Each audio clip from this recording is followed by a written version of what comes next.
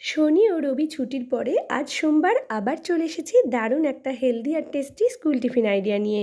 আজকের টিফিনে বানিয়ে দিয়েছিলাম মিনি ধোসা, বাচ্চাদের যেটা খুবই পছন্দের খাবার। এই ধোসার ব্যাটারটা বানানোর জন্য আমি নিয়ে নিয়েছি একটা কাপের পরিমাপ করে 2 কাপ সুজি আর ওই কাপেরই 2 কাপ জল। এর মধ্যে দিয়ে দেবো 1 চামচ লবণ, তারপরে সব কিছু একটা চামচের সাহায্যে খুব ভালোভাবে মিশিয়ে 10 থেকে 15 মিনিটের জন্য ঢাকা দিয়ে রেখে দেবো। একদম সহজ উপায়ে এই মিনি ধোসাটা বানিয়ে দেখাচ্ছি, বাড়িতে আপনারা অবশ্যই ট্রাই করবেন।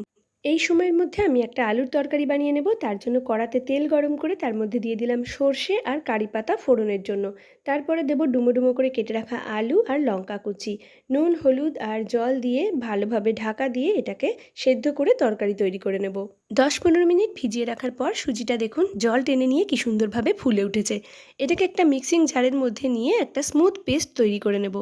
একটা ফ্রাইং প্যানের মধ্যে সামান্য পরিমাণে একটু তেল ব্রাশ করে নেব। প্রথম ধোসাটা তৈরি করার সময়তেই তেল লাগবে, পরের ধোসাগুলো তৈরি করার সময় কিন্তু তেল আর দিতে হবে না। 1 হাতা করে ব্যাটার দিয়ে ফ্রাইং প্যানের মধ্যে সেটাকে একটু ছড়িয়ে নেব। এদিকে আমাদের তরকারিটাও রেডি হয়ে গেছে। ধোসার উপরের পিঠটা শুকিয়ে আসলে তখন দিয়ে দেব তরকারিটা। এবার ধোসার হাফ পোর্শনটা ভাঁজ করে তরকারির ওপরে দিয়ে দেবো। ভালোভাবে ক্রিস্পি করে ভাজা হয়ে গেলেই তৈরি হয়ে গেল আমাদের মিনি মশলা ধোসা। এইভাবে আমি সবকটা ধোসা তৈরি করে নিয়েছি খুবই কম সময় সামান্য কিছু উপকরণ দিয়ে। পুতুলের স্কুল টিফিনে এই মিনি মশলা ধোসাটা আমি আগেও বানিয়ে দিয়েছি, ওর খেতে খুবই ভালো লাগে। আপনাদের সাথে আজকে রেসিপিটা শেয়ার করলাম, আপনারাও বাচ্চাদেরকে বাড়িতে অবশ্যই বানিয়ে খাওয়াবেন।